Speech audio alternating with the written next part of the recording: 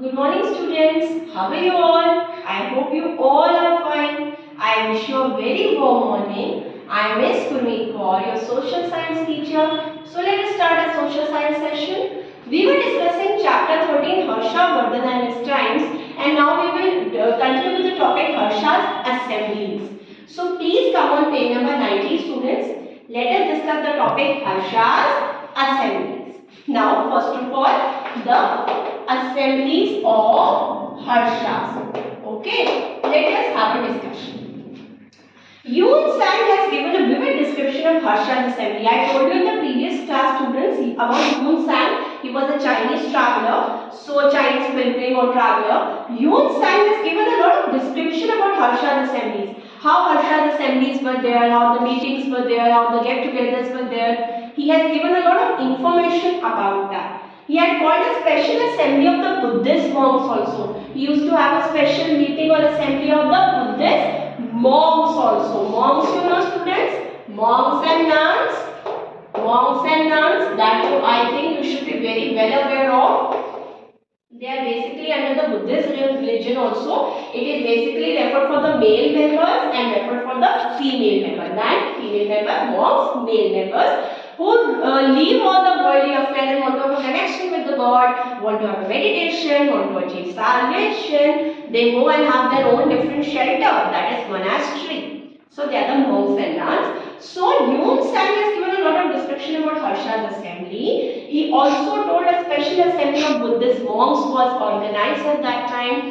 A special assembly of the scholars, the knowledgeable person at that particular time was also organized. Then, assembly of Buddhist working scholars to honor Yun Sang and to give publicity to the doctrines of Mahayana faith. The assemblies were organized to honor Yun Sang also and to give publicity to the doctrines of Mahayana faith also. He also held an assembly or a religious festival. So, students, Harsha used to have the assembly or a religious festival also after every 5 years at the religion prayer. Then one such assembly was held in 643 AD and that was attended by Yun Sang only. That is why he is able to give us a lot of information about that times. Harsha died in 647 AD and with his death the glory of Asian India was set forever.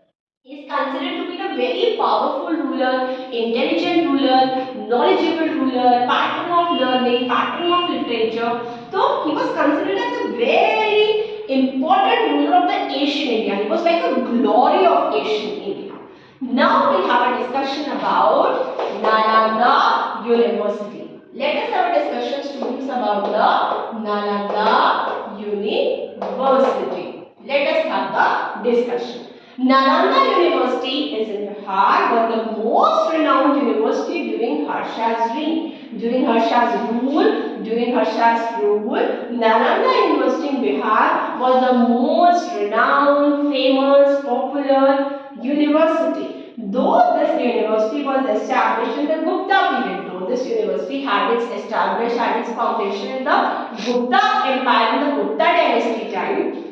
But it was under Harsha that it became an international university. But it was foundation was there in the Gupta Empire, but it came to be recognized as an international university under the rule of Harsha. Then about 10,000 students received their higher education here, and 1,510 professors imparted education.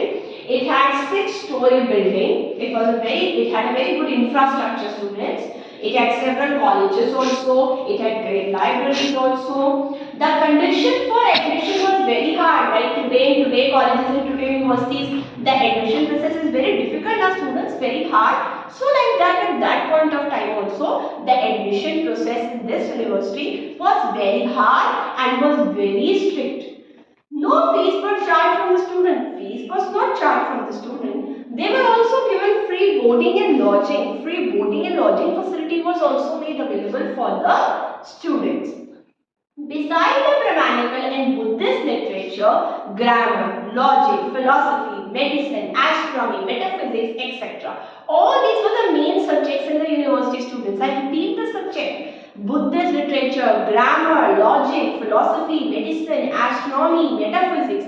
These were the all main important subjects in the university. And what was the medium of instruction, students? Important point. That was Sanskrit. Famous Shilbhadra was the head of the university. Was the head of the university? Shilbhadra. He was a Buddhist scholar of very rare ability. The expenditure of this university was derived from the gift. The expenditure of this university, whatever expenses they had, that they used to manage from the gift and endowments that they used to get from the kings and the rich people, and from the revenue of 100 villages also. Now here the point comes that what was the source of income for them. So the source of income for them was the gift, for the endowment, so the grant from the king, rich people, and the revenue collected of the 100 villages. Yuan Sang also studied for 5 years in this university only. Now students, we will have a discussion of the key terms. Let us have a discussion of the key term. The very first key term is ancestral enemies. The very first key term is ancestral enemies. So let us have the discussion. Old enemies from one generation to another. Ancestral belonging from the previous generation. So ancestral enemies means old enemies from one generation to another. Then comes suzerainty. Suzerainty. So what is this? This is about the overlordship. Then we have Mahayana. Now what is Mahayana? Mahayana was the reform Buddhist faith in which Buddha began to be worshipped as a god. That was a belief, that was a faith in which Buddha began to be worshipped as a god. Then next is Hinayana. Now what was Hinayana? Hinayana was an old Buddhist faith where Buddha was regarded as a great soul. Soul meaning Atma. So, old Buddhist faith where Buddha was regarded as a great soul. That was Hinayana. Now, the next term, biographer. Writer of a biography or life story of a man. Biography is basically biopic.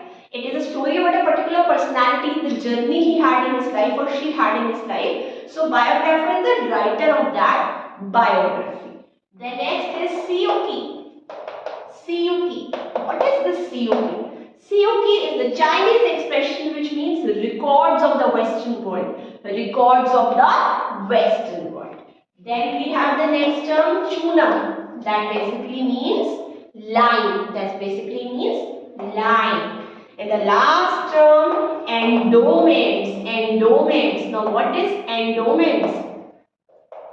Endowments basically means presents or gifts. Endowment meaning is presents or gifts. So students, this is about the chapter. Today we have discussed about the Harsha'S assembly, the assemblies they had, the meetings they had. We have discussed about that. Then we discussed about Nalanda University, that is in Bihar. It is considered to be a very popular university, renowned university. Yuan Sang also studied here, and this university had a lot of subjects in it. It had a lot of facilities in it. Shilbhadra was the head of the university, and expenditure, sources of income of this university was from the gift and endowments from the king and the rich people. And then we have discussed the key terms: ancestral enemy, old enemy from one generation to another, suzerainty, overlordship, Mahayana, Buddhist faith in Buddhism is Buddha was worshipped as God, Hinayana, Buddha regarded as great soul, biographer, writer of a biography, Siyuki, records of the Western world, Chunam, line, and endowment means present or gifts. So I think students, we have got the conceptual clarity. This is the end of the chapter. Now I request you to find the answers. Just find them. Read the chapter. I will soon upload the PDF of the question answers or app, so you can complete it from there, and when you will again come back, so then we will have a discussion. Thanks a lot students. Have a good day.